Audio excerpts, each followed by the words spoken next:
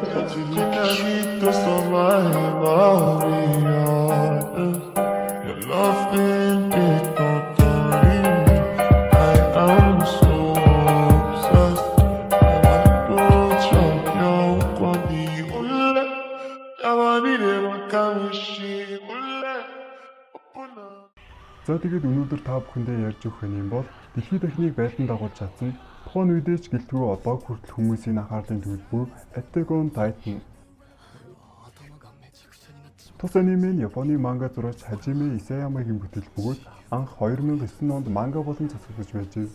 Тухайн үедээ сүртэй алдар нэртэй болоогүй боловч томоохон зүйл продакшнуудын анхаарлын төвд тэр дээрээ орсон юм. Тус хугацаанд мөнөдөл новел бүтээл гаргасан нь энэ бүхний өмнө гэх нэртэй бүтээл байв. Энэхүү бүтээл дээр үндсэн үйл явдлаас 70 жилийн өмнөх үйл явдал гардаг бөгөөд Анжел их эмэгтэйн тухай өгүүлдэг аж. Тус эмэгтэй нь үлэмж биетүүдэд тулдах төхөөрөмжийг бүтээх гэж оролдоно. Харин зохиолын нөгөө баатар нь нэг нь үл танигдах хүү юм. Тэр бээр үлэмж биетэнд идүүлснийхээ дараа дахин төрдөг бөгөөд түүнийг багаас нь шоронд хорих боловч тун удалгүй зохиолын гол баатарын охин нь өөр дээрээ авч туршуулгын салаанд оруулснаар үйл явдал өргөнөх болно. Ингээд түүний дараа 2013 онд Wit болон AG Production Японы MBC телевизтэй гэрээхийн тус мангаг аним болгох ажилдаа оржээ. Гарсан даруйдаа Японыг 1 сарын дотор байлдан дагуулж дэлхийн техник 2 сарын дотор донслоход чадсан гайхалтай уран бүтээл болсон байдаг. Үүний дараагаар 2017 онд дараагийн үлрэл гарахаар болсон бөгөөд бусад анийн ТV сувгууд олон анимуудаа нэг үлрэл зэрэг гаргахгүй хэмээн тооцоолж хойшлсон тохиолдлууд ч нэлээдгүй олон байдаг аж. Мэдээж 2 дугаар үлрэл хүмүүсийг маш ихээр татсан байсан. Түүгээр зогсохгүй 2 дугаар үлрэл гэхэд аль хэдийн дэлхийн хэмжээний аним болж Австралийн Anime Lab, Crunchyroll, Viz-Media гэх томоохон сайт компаниуд эрхүүдийг нь авч тун удалгүй тоглоомны хүртэл гарсан байдаг. Зөвхөн 2018 оны 3 сар гэтэл үндсэн манга нь хамгийн нэрэлттэй болж 74 сая гаруй хөв борлогдсон түүхтэй. За ингээд гайхалтай түүхээ эхлүүлцгээе.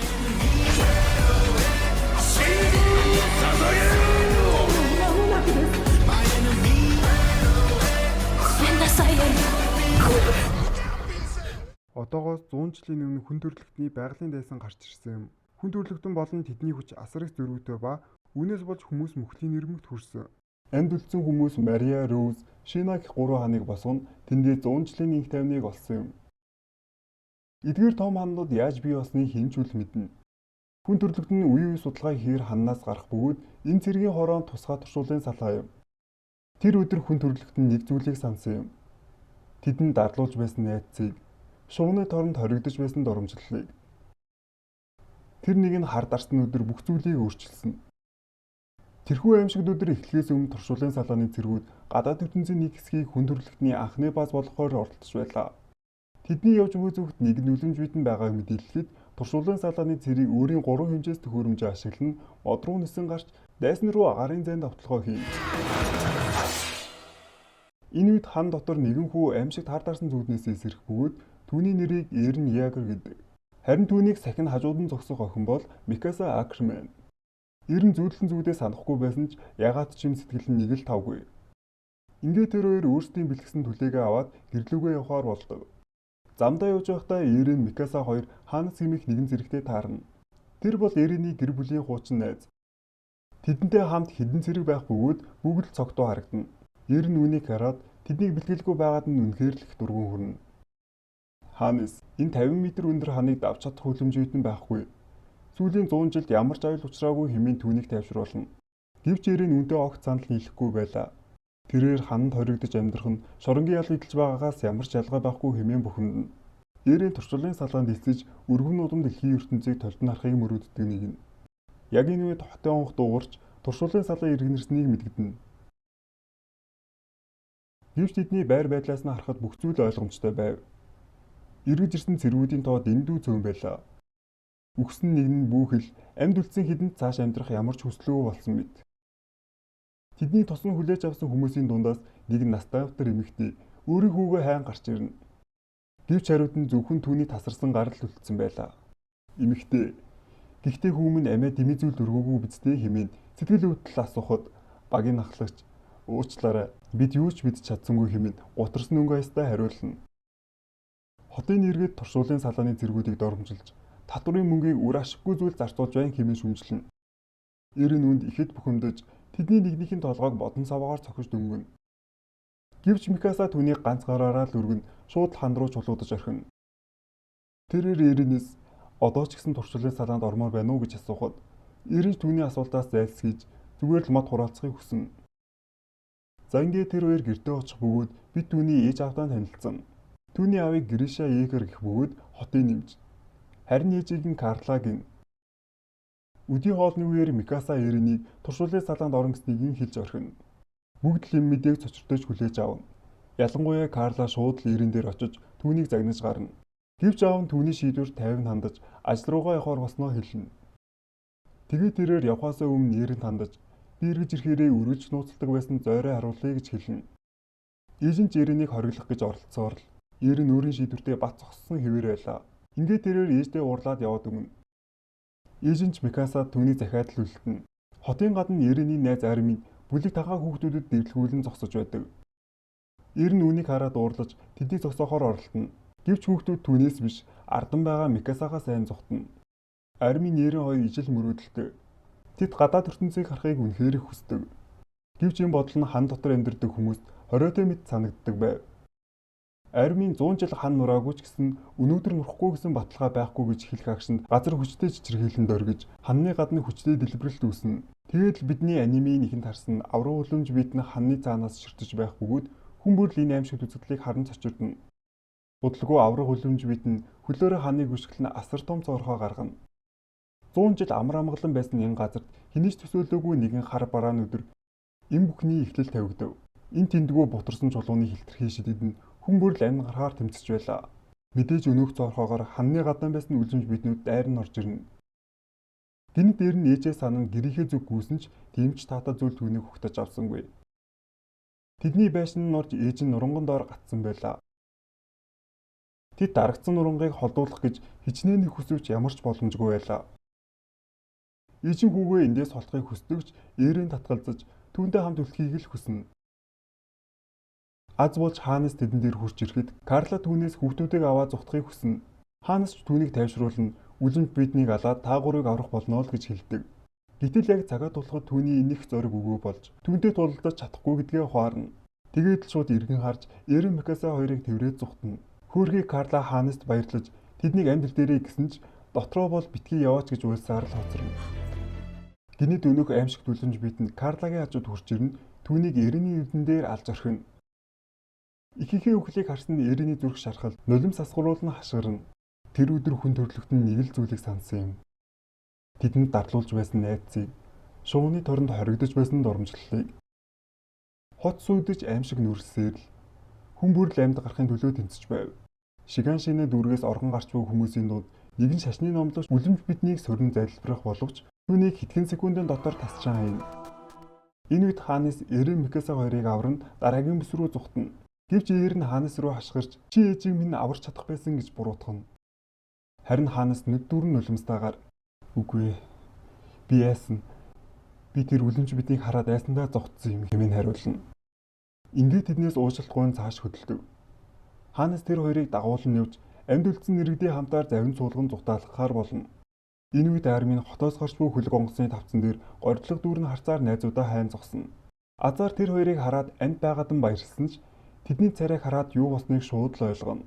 Тэдний нүд гүн гашууд хорсол дүүрэн харцыг хилтгэн байлаа. Зэргүүд иргэдийг дотоод бүс рүү зүхтаалган ойртон ирж буй үлэмж бидэнтэй дайцаар л байв.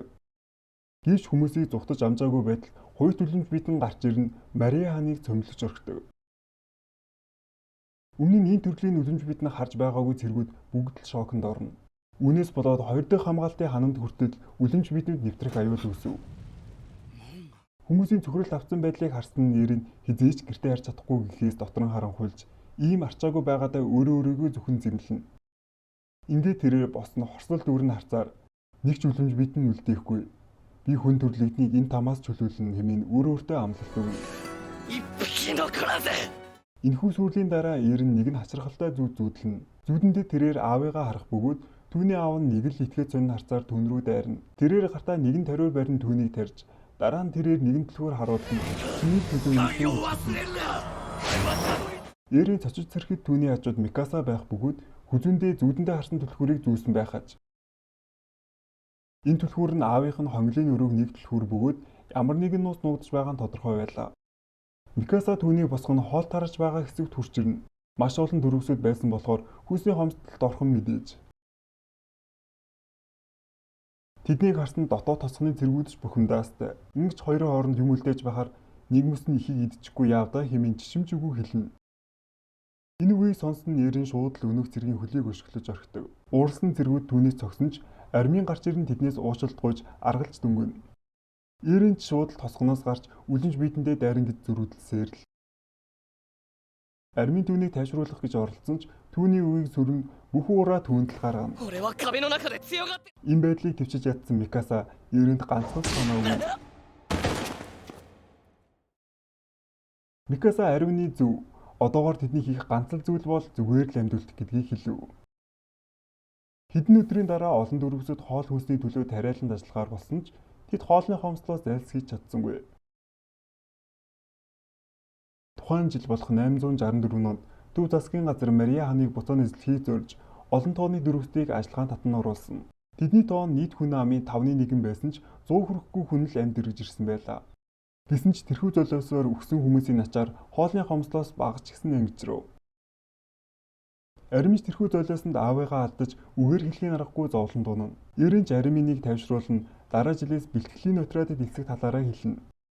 Үүнийг сонссон арми Микаса хоёрч түүнтэй явна гэдгээ хэлдэг. Eerийн тэднийг хориглох гэсэн ч тэд явхаар бат шийтсэн байлаа. Ингээд нэг жилийн дараа Eerийн Микаса армийн 304-р ангид элсэлсэн байлаа. Тэдний ангийн командлагчийг Дот Пигшис гэдэг бөгөөд гаднаа их л төрмгийн зантаа догшин нэгэн байлаа. Шууд л армины нэрийг асууснаа ямар тэнэг нэр бэ? Хэн өгсөн бэ?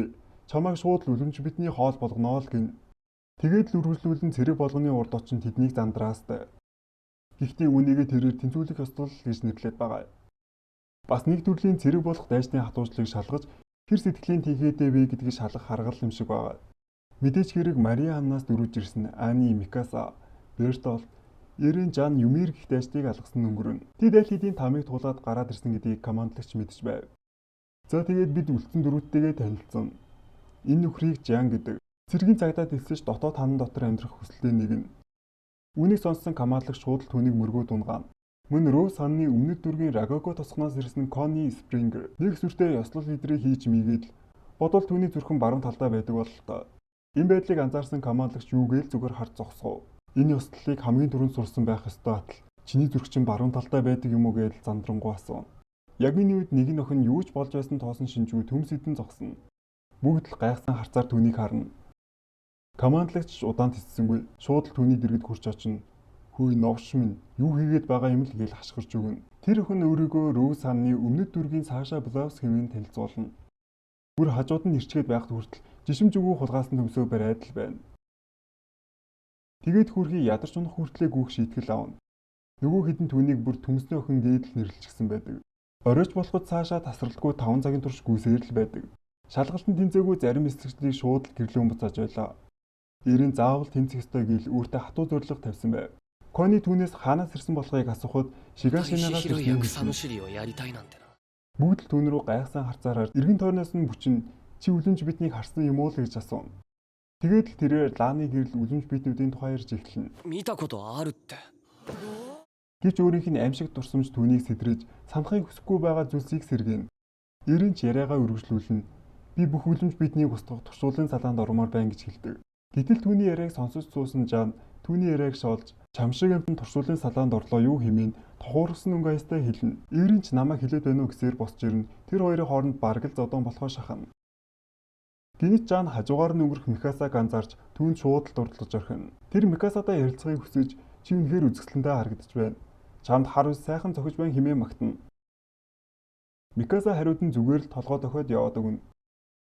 Жан түүний араас даган гарсан ч Eerэндээ хамт байхыг нь хараад урам нь хугарна. Түүний хажуугаар явсан Конигийн биед зөөлхөн гараараа хүрэхэд өнөөх нь юу вэ? Миний нуруунд юу арччихваа гэхэд Жан хүнд итгэх итгэлээл гэж хэлнэ. Бүр цөхөрж гүйцэжтэй хөөрхий. Орой болж бүгд ундах төгөж байхад цаашаа эцэд цуцлаа гүйсээр орж ирээд шууд л унаад өгнө. Тэрээр гинт хоолны үнэр авна Улангассан бох шиг Криста руу дайрн тал хамдаа зуугаад авна. Криста түүнийг өрөвцөндөө тал хулгаал нь авч ирж өгсөн юм байлээ л дээ. Цаашаа Кристаг баргал сахиусан тэнгэр бит шүтэж гарна. Энэ байдлыг харсан Юмирч түүнийг тохуурхан зогсно. Талхаа идэж дууссан цаашаач Кристагийн өвөр дээр шууд л унаад өгнө. Юмирч түүнийг босгоно оронд нь оруулж өгдөг. Маргааш нь суур техник буюу 3 хэмжээт хөдөлгөөр ашиглах чадвартай нэгнийг сонгох шалгалт байлаа. Энэ шалгалтанд тэнцээгүй нэг нь сэргээн босох газарт хуваарлагдана. Зарим нэг нь унаж тусаж байхад Микаса бүр ганхагчгүй тогтно. Юу яаж хийх талаар аль хэдийн ойлгосон биз. Авиас гэдэг химэл зүйл. Гэтэл манай эрен бүр толгоогоороо газар харчихсан босчиж чадахгүй байдаг. Бусд нь түүнийг шоолн инээлтэн. Оройн Микаса арми 2 түүнд яаж тогтох талаар зөвлөгөө өгнө. Тэр хоёрын нүгэнд урамшсан нэрийн дахин орлож үзэхээр болдогч газраас хүнд ирээд нэг секунд болоогүй байхдаа буцаад л тархиараа газар савна. Бусад эзэгчид бас түүнийг тохурхаастай. Бүх үлэмж бидний хідэн алан гээд байсан хүн чинь яасан бэ л гин. Өөрийнхөө ийм байдал гутарсан нэрэнч босоод яваад л өгнө. Нэрэнч бүр хүн болгоныг царайшлан яаж тогтохоороо заагаад өггээд л явна. Олигтой зөвлөгөө өгчих хүн байхгүй бүрэл хэцүүднэ. Ингээд тэрээр маргааштай найтгаас өөр аргагүй болж байгаа юм да. Оройн Бертолд Райнер хоёртой үлэмж бидний талаар хэсэг ярилцаж сууна. Маргаашнд болж эрен шалгалтанд орохдоо бэлтгэн. За тэгээд командлагчийн нөхцөлөх тохио өгнө. Түүний бие газраас хөндөрч эхлэхэд тэрээр өөрийн хизээж мохшгүй зөргөө харуулж амжилттай тэнцвэрээ хангах чадна. Бүгд л бөөн баяр хөөр. Гэтэл 5 секунд ч болоогүй байтал эрен буцаад л унаад өгнө. Гэнэт командлагч түүнийг буулгах тушаал өгнө. Наад бисээ солил гэж хэлнэ. Үнэн дээр эрэний тогтоогч бүс нь гэмтсэн байсан бөгөөд тэрээр энэ бүх хугацаанд эвдрэлтэй хэрэгслээр тогтож байсан байдаг. Тэгэд хэрэгслээ солин тогтоогчдоор гарахад ямар ч асуудалгүй тогтож чадна. Эренч бүр уйлангаал алдна.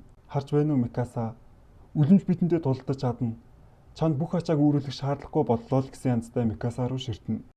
Энэ явдлаас хойш аль хэдийн 2 жил өнгөрчээ.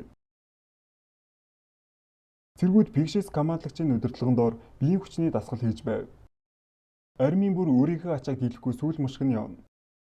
Гэсэн ч Райнер түүнд туслан түүний өргөвчийг авч хурдан дагаж явахыг захидаг. Командлагч 2 жилийн хугацаанд тэднийг ажиглан бүгдийнхээ чадвар сул талыг тодорхойлсон байлаа. Райнер биеийн хүч болон сэтгэлийн хүч сайтай нөхдийнхээ итгэлийг олсон нэг нь. Армийн биеийн хүч султаач гайхмаар үр дүнг харуулдаг нэг нь. Ани Леонхард цавчлалтын сул талгүйч хамтарч ажиллахдаа асуудалтай нэг нь. Бертолд Хүүер бололцоо өндөр хэдий ч өөртөө итгэлгүй. Жан Кирштейн 3 хэмжээс хөдөлгөөр ашиглахдаа дээд түвшнийг гэхдээ омголон зан нь саад болдог талтай. Саша Блаус итгэл сайн зөн сонтой хэдий ч түүнээс бусдаар бол хамтрахад тохирдоггүй. Кони Спрингер нарийн нэргэлт хийхдээ сайн гэвч заримдаа маанагддаг. Микаса Акерман бүх талаараа чадварлаг өмнөх үеийнхнийч гаргаж байгаагүй үр дүн гаргасан. Эцэст нь Эрен Ягер онцгойд авиас байхгүй ч цэвэр зүтгэлээрээ сайжирсан. Бас хэн хүнээс илүү хүчтэй хүсэл үйлдэлсэн нэг нь. Манай хэд энэ хугацаанд 3 хэмжээс төхөөрөмжийг чадварлагаар ашиглаж сурсан байлаа. Гартан тулааны бэлтгэлийн үеэр Эрен энэ хэрэггүй бэлтгэд хэнд хэрэгтэй юм гэж бухимдана. Харин Райнер түүнд энэ нь хариуцлага гэх зүйл. Цэргүүд ямар ч нөхцөл байдал бэлэн байх ёстой л гэж тайлбарлана. Тэр хоёр энэ ярилцж байхдаа Аниг ямар ч бэлтгэл хийхгүй алхаж байхыг анзаарна. Ингээд тэр хоёр түүнд цэрэг хүн ямар байх ёстойг зааж сургах гэсэн биш. Өөртөө жинхэнэ будааны хүүхдүүд болохоо шахна.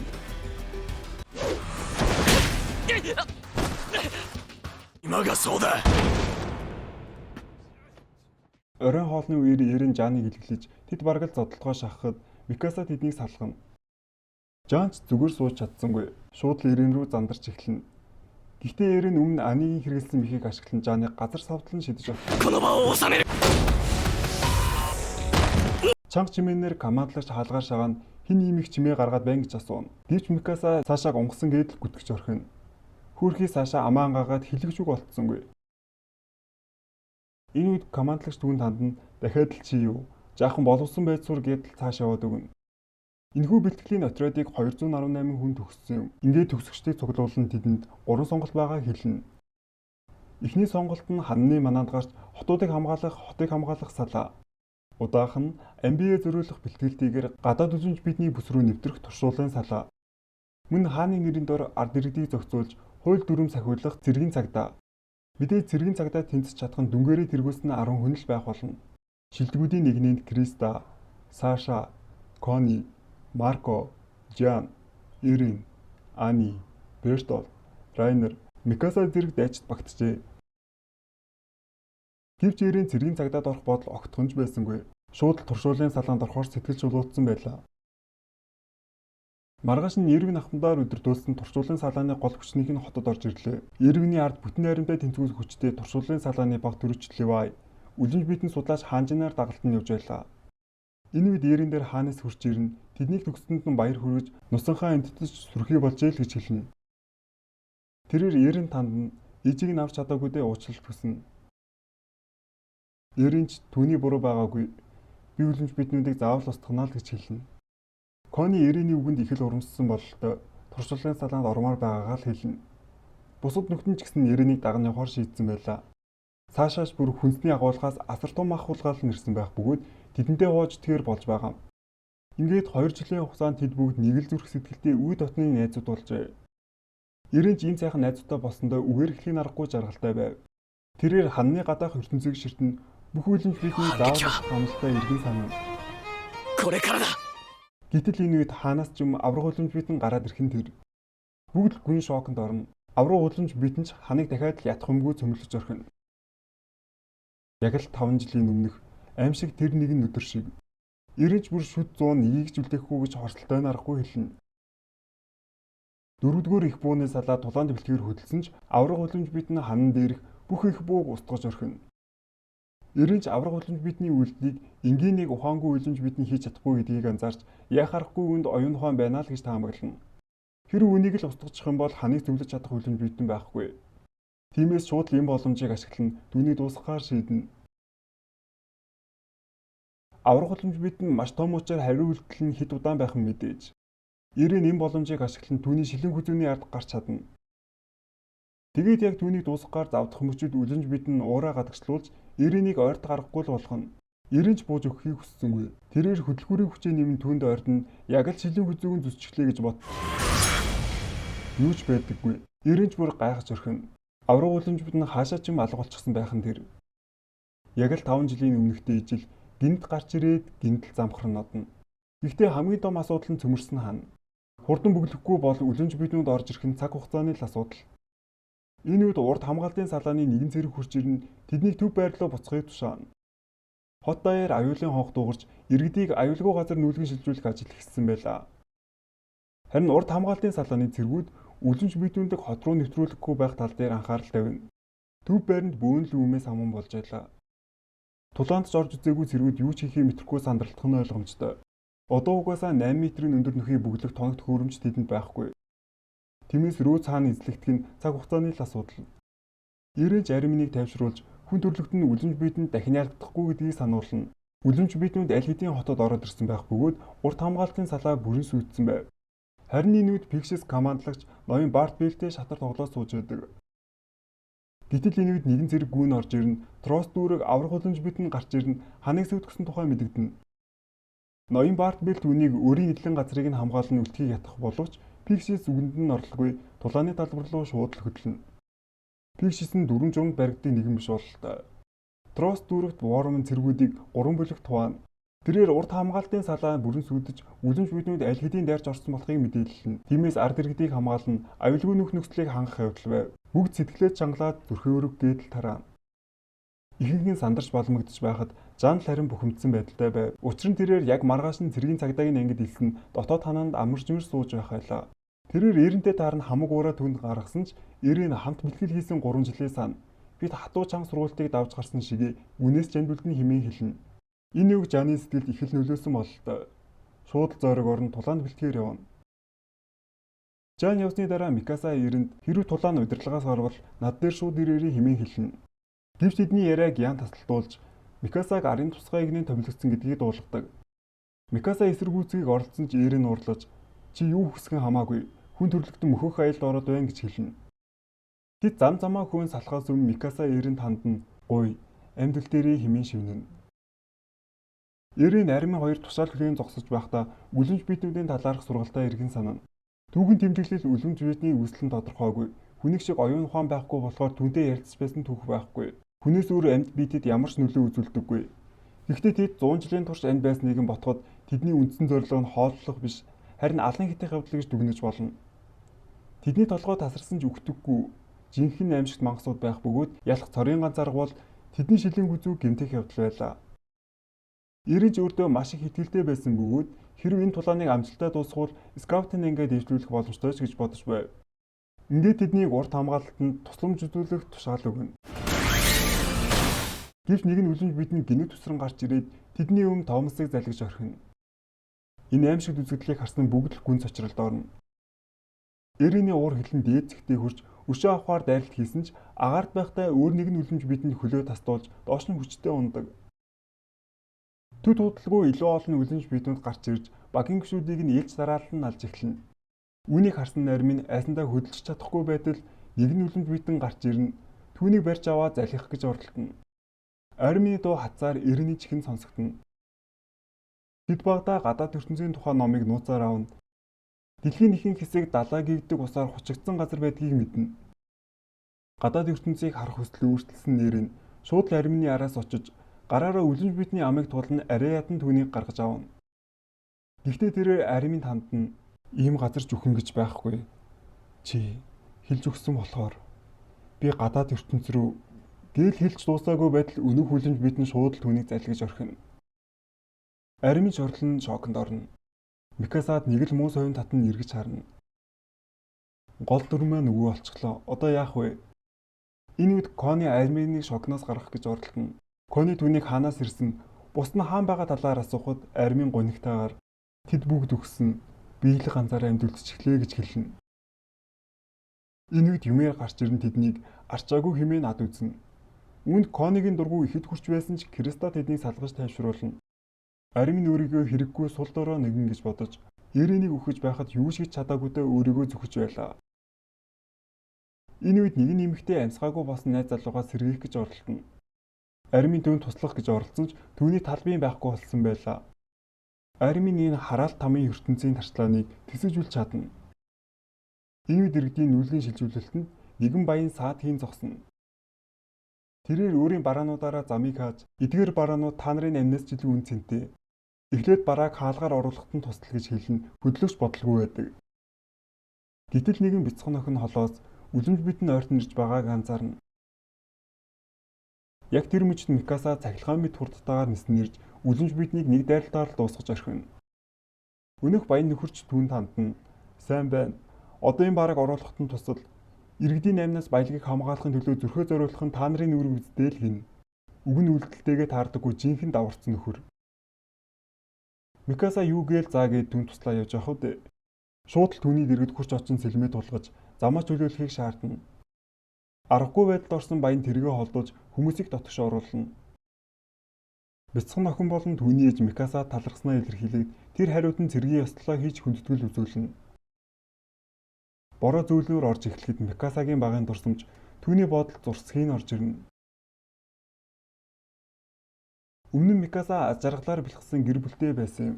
Гэтэл нэг өдөр Эрен болон түүний эцэг Гриша нар тэдний гэрт ирэхэд тэр хоёрыг аимшигтай үзэгдэл угтаж авах нь тэр. Микасагийн эцэг эх нь өгсөн байдалтай байсан бөгөөд харин Микаса ор сургахгүй алга болсон байлаа. Гриша цагдаа дуутгаар явж Эренийг уулын бүсэд аюулгүй газар нуугдахыг даалгана. Энэ үед хулгайчид Микасаг барьцаална түүнийг баян хүмүүс зархаар төлөвлөж байлаа. Микасагийн нүд нь аав ээжийн хэрцгийгээр алгадаж байгаа аимшигтай дүр зурглал харагдана. Гэтэл энэ үед хаалга онгой нь алуурчдын нүрэнд эрен хурж ирсэн байх нь тэр. Тэрээр хулгайчдыг хуурж энгийн хүүхэд мэт аашлан улмаар тэр хоёр алуурчдыг хөнөөж чадна. Гэвч тэрээр 3 дахь алуурчин байсныг мэдсэнгүй. Өнөөх нь тэр хоёрын ард зогсож байх нь тэр. Шууд л Эренийг багал зурдж хөнөөхийг завдна. Эрен өөрөө юу ч хийж чадахгүй байсан тул Микаса тандна тулдахгүй бол хоёулаа өхөн гэж хэлдэг. Энэ үг нь Микасагийн далд чадварыг сэрэж сүүлчийн хулгайчийг шууд л хөнөөж орхино. Бүх зүйл болж дууссаны дараа цагдаа нар болон Гриша хурж ирнэ.